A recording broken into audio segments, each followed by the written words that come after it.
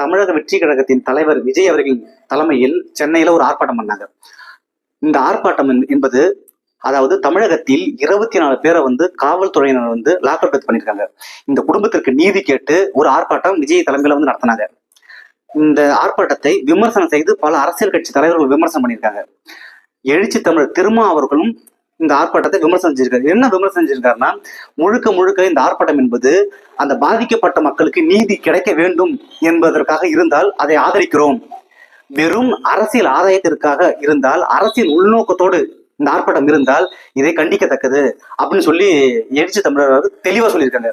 இதுல விஜய் அவர்களுடைய தொண்டர்கள் முழுக்க முழுக்க சாதி அரசியலுக்காக வெறும் சாதி உணர்வோடு சாதி வெறியோடு இருக்கும் நபர்கள் எழுச்சி தமிழர் திருமாவர்கள் மீதும் விடுதலை சிறுத்தை கட்சி நிர்வாகிகள் மீதும் சாதி வன்மத்தோடு அணுகக்கூடிய நிலையை நம்ம பார்த்துட்டு இருக்கோம்.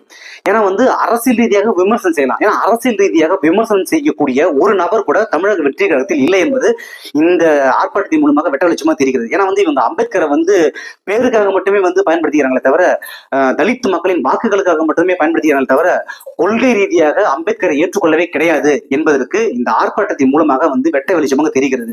முழுக்க முழுக்க அரசியல் ஆதாயத்திற்காக மட்டுமே விஜய் அவர்கள் இந்த ஆர்ப்பாட்டத்தை தொடர்ந்து நடத்திக்கிட்டு இருக்காரு. அந்த முழுக்க அதுவும் அவங்களுடைய நிர்வாகிகளும் அந்த தொண்டர்களும் சாதி அற்பத்தோடு சாதி அரசியலோடு செய்யக்கூடிய நிலைதான் தொடர்ந்துட்டு இருக்கு. ஏன்னா அவ்வளவு வன்மத்தோடு விடுதலை சிறுத்தைகள் கட்சியை விமர்சனம் செய்யறாங்க. விமர்சனம் செய்யலாம், அரசியல் ரீதியாக விமர்சனம் செய்யுங்க, யாராவது வேணாம்னு சொல்லல.